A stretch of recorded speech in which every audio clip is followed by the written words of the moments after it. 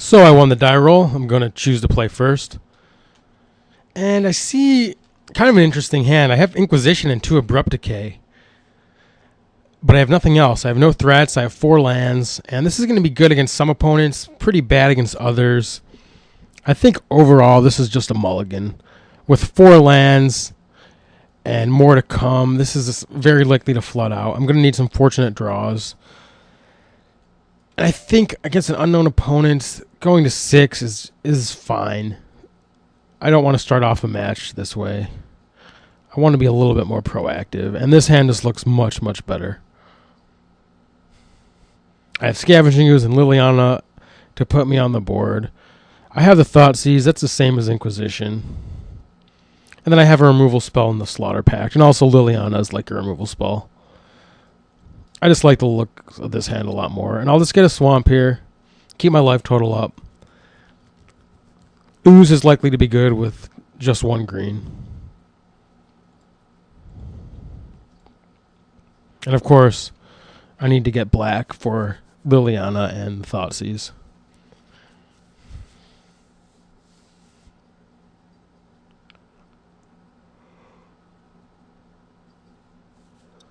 Looks like he's playing Merfolk, so of course, those Abrupt Decays would have been pretty good. He has 2 Spreading Seas, neither of which he could cast. A Vapor Snag, which he of course can't cast. Silvergray Adept, and the Merfolk. I'm going to take the Adept. I could take the Pearl Trident and leave him unable to cast the Adept, but he's likely to draw a Merfolk. I really don't want him getting any cards. And that Master of the Pearl Trident will die to Slaughter Pact or Liliana. So I'm a little bit worried about his land destruction this game, or his land disruption, rather. But I'll be able to have a threat down in Ooze.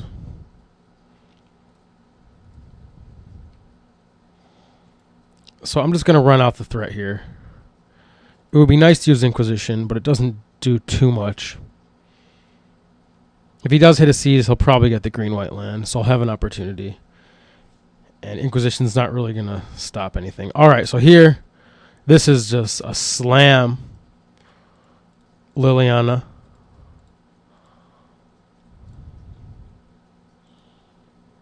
Both discard. I'll pitch that Inquisition.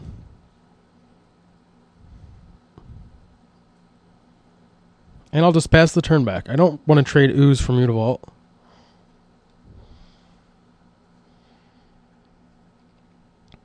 He hits another Mutavault. So he should be unable to cast much.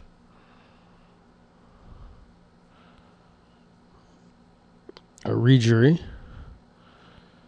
And with his Mutavaults down, I'm just going to make him sacrifice a creature.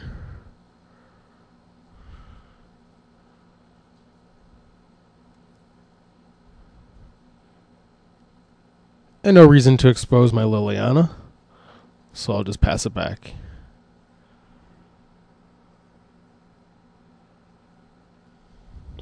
He has nothing.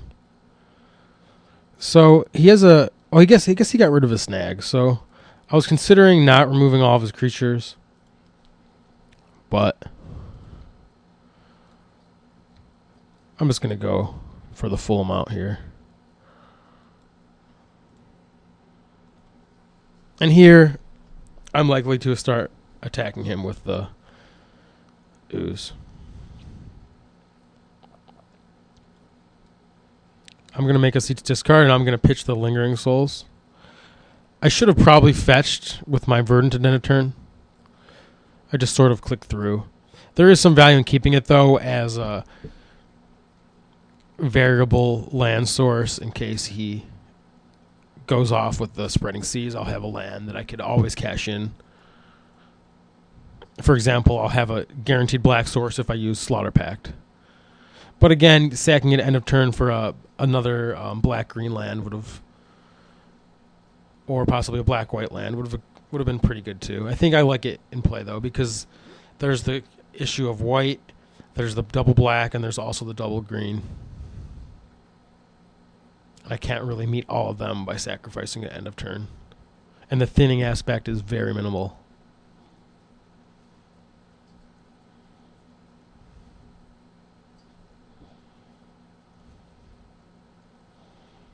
So here I clearly attack. And if he hits a land and passes, I'll attack again next turn. I would be fine cashing that in for 2 Mutavaults at this point, I think. And I also have Slaughter Pack, so I can kill a Mutavault and get a 2-for-1. So he scoops this game. Not surprising.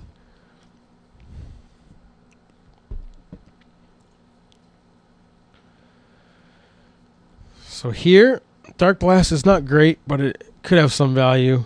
I like explosives a lot. Timely Reinforcements could be decent, but with Spreading Seas, it's probably not going to be a great blocker.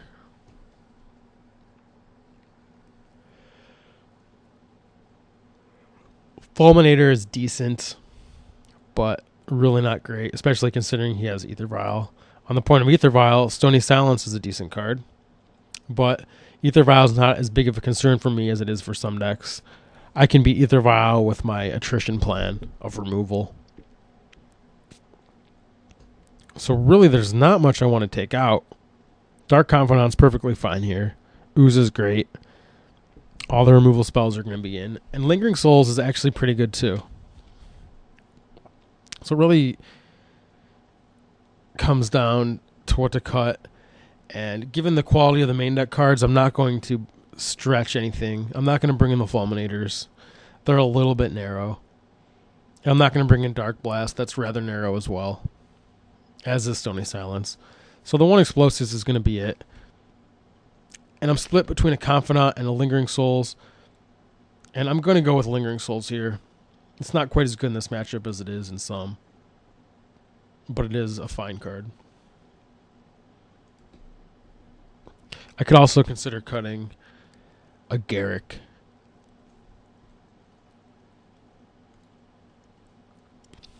All right, this one's a keep.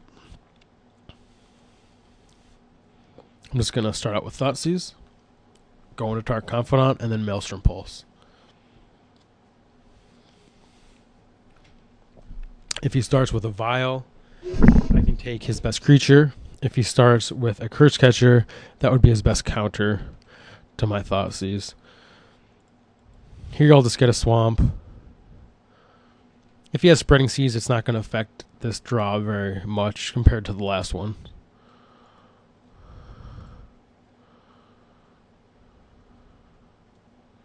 He has double Spreading Seas.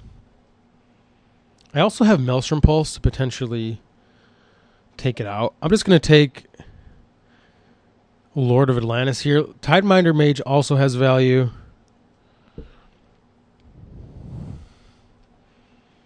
But without a green creature in this hand, I'm going to let that one ride for now. I'm just going to take the more powerful card.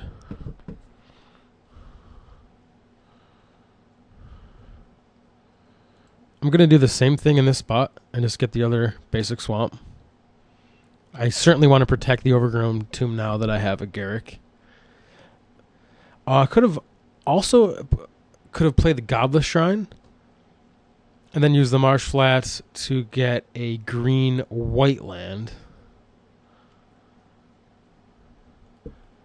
And that may have actually been better. If I play the Godless Shrine untapped, I do take more damage though.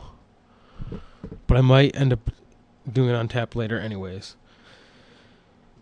Could have Shrine untapped, he would have taken it out, and then I could have searched for a green-white land.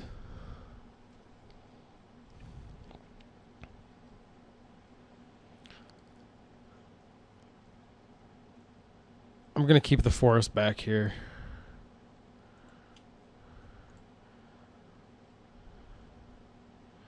And I actually don't think Dark Confidant is very great here. I don't really want to take damage. I'm going to run out Spirits. This is going to prevent some damage. It's also going to allow me to use my mana efficiently. Prevent damage potentially if he gets aggressive. But that's not too big of a concern. So he has a third Spreading Seas. But I'm left with Overgrown Tomb, which is pretty good. He plays a Mothless Changeling, which actually can gain flying. But of all the cards you can play, that's certainly not the most relevant. Relic of Progenitus from him. In that case, I'm going to flashback Lingering Souls immediately. And hopefully not the 4th Spreading Seas here. Even if he does, I'd still be in decent shape. And I'll just attack him. And keep attacking him and hopefully kill him.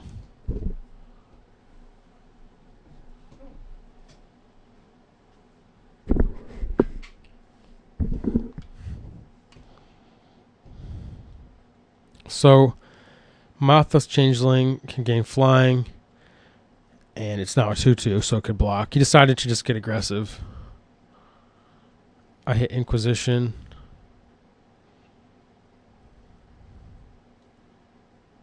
And I'm not dead. These guys do have Island Walk, but not the Master. And as long as he doesn't have another Lord, I should be in pretty good shape. I could play the Ooze to gain life, but that's not going to be relevant for... No, it's not. I'm just going to play the bigger threat.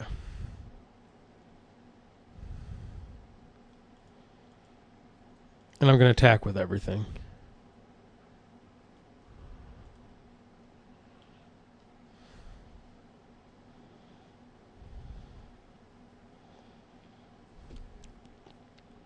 He'll probably sack the relic to shrink the Goyf.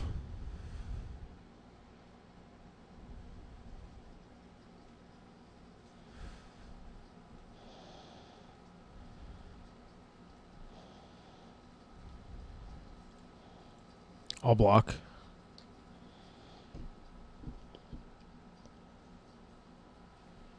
I hit Woodland Cemetery. So I can play Garrick.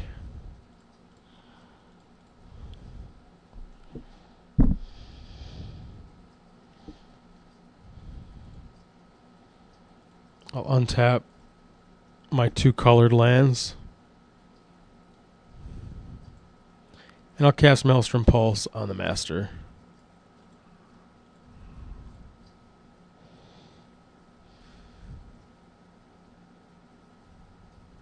He Vapor Snags it. And then he's going to replay it.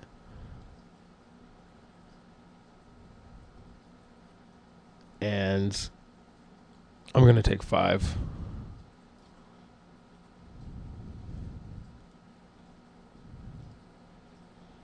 So I could have played the Ooze instead of the Goyf to play around his relic.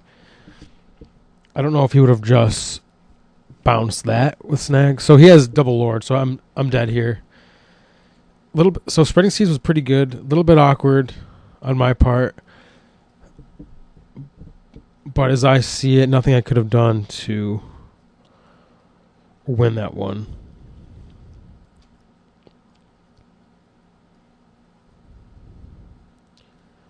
And we'll try again game 3.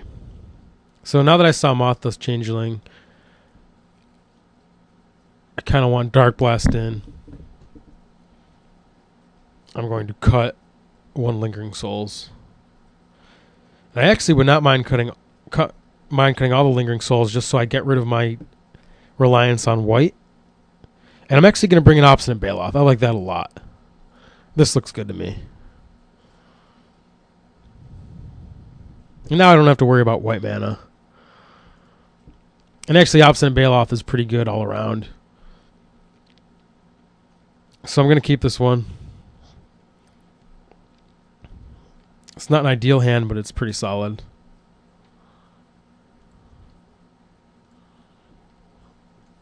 I'm just going to tutor up a green-black land.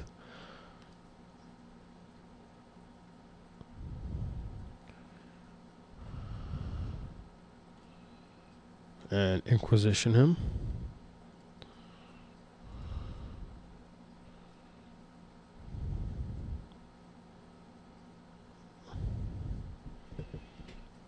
So Master of Waves that Thoughtseize can take. Lord, Master, Changeling, Snag. So take the Lord.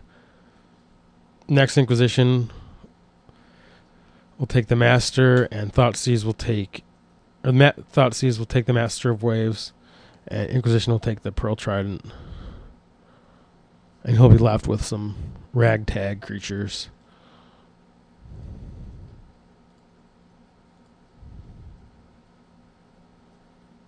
Take the Master.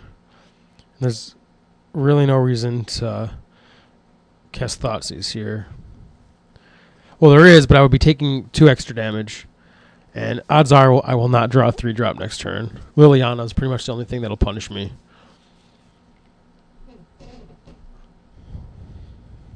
So I'm just going to prevent 2 damage. And that is pretty relevant. He has Mutavault there. I can buy myself a turn. All right, no play for him, so I'll search up another Overgrown Tomb.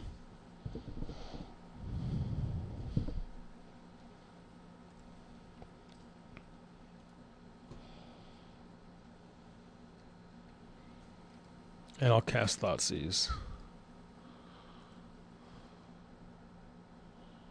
I'll take the Master of Waves, play Verdant Catacombs, and pass. I could cast Slaughter Pact on Mutavault here. If he chose to bounce it,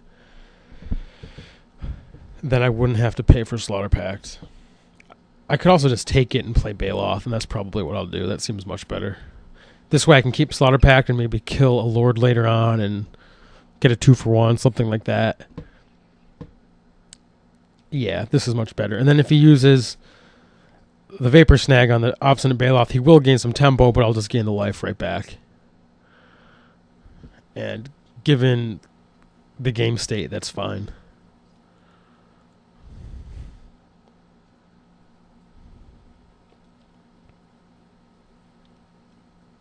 And I'll just get another green source. So we can't bounce it and then get rid of it. Play Baloth here. Yeah, and this actually looks better because now I can use Tectonic Edge for Mutavault later on.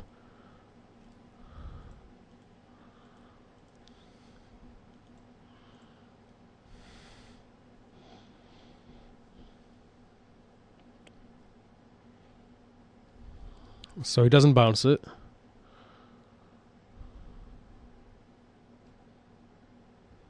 There's Lord.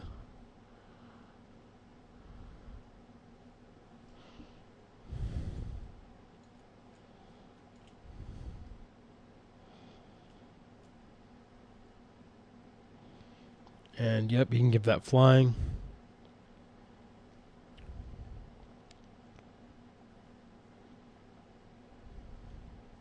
I'm just going to pack the Lord. He could play Island and punish me by bouncing Baloth, but in that case I could just play Tectonic Edge and then kill Mutavault, which is not bad. So I'm going to pack the Lord and prevent the damage. And also use my mana more efficiently because now I can just use it in my upkeep. Since I'm not getting snagged. And if I am, that would still be a great turn.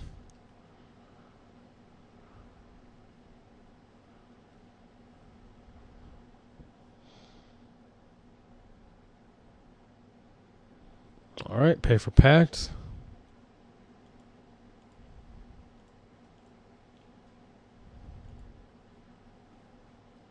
Abrupt Decay, that's a good draw. And attack with Baloth.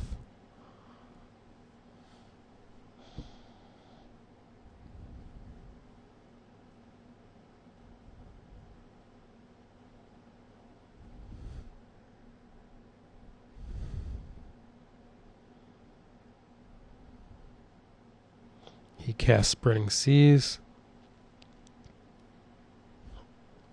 Doesn't get him anywhere. If he has another one, he could cut off Tectonic Edge. But I would actually prefer that to him cutting off my black mana. And he plays a Relic, which looks to be a little bit too late because I can resolve Ooze and remove some creatures. So I'll get rid of that Master Waves. And I could hold off, but if I have 2 creatures, I'm going to be able to block Mutavault if he bounces the Ooze. Well, no. Yeah, I should wait because I want to attack with Baloth. And this way, if he bounces Ooze, or he bounces Ooze and then attacks me with Mutavault, I can still Tech Edge him. He could punish me by sacking Relic in response to an Ooze activation, but really that's not too bad. Not it's not worth gaining the 1 and getting the counter compared to the edge of me leaving up, well, Tectonic Edge. That's funny. This makes it harder for him at very little cost to me. And I really would not be upset if he sacked Relic just to get rid of an Ooze counter, because it would clear the way for later Ooze if he bounces it, or also clear the way for a Tarmogoyf. So I'll let that happen. He activates Mutavault. Obviously, he's not going to play a land first. And attacks me, that's fine. And now I can replay Ooze and remove more stuff. He did not have a land.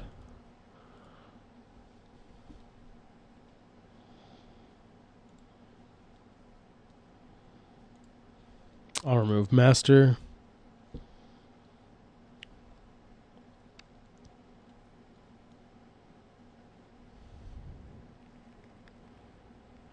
In response, he exiles a card from his graveyard. Okay. It's definitely not a bad play by him.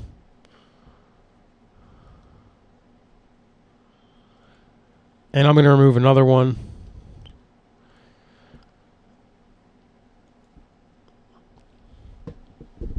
Because I don't have a creature in my graveyard, I want to guarantee that I get that counter. Because being a 3/3 is obviously very relevant here.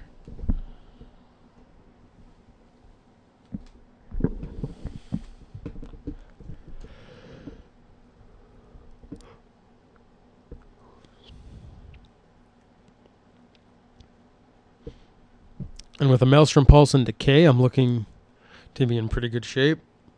I have 2 nice threads. He doesn't have much. And I am at a low life total, but I have been pressuring him, and he is now lower. And it's going to be tough for him. He gets rid of the Relic. Digging. He finds a land. Presumably that doesn't get him anywhere. He uses a snag he has. Activates the Mutavault, and brings me to 5. So he made the most of his turn, certainly.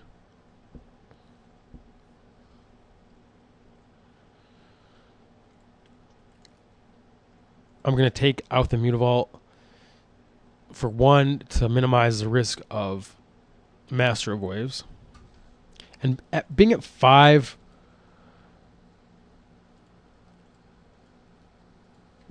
I'm really not immediate risk of dying, especially with the Decay. So I'll get the threat down and attack him. And then I can save Pulse for any potential problem.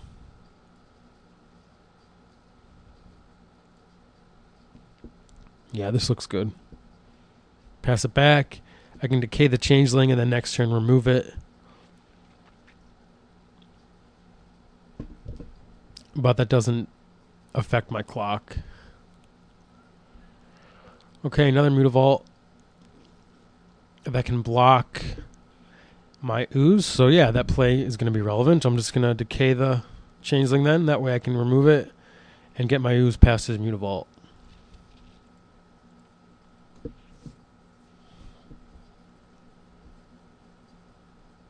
And this also gets rid of the opportunity of him slamming a Lord and sneaking in for 5 damage.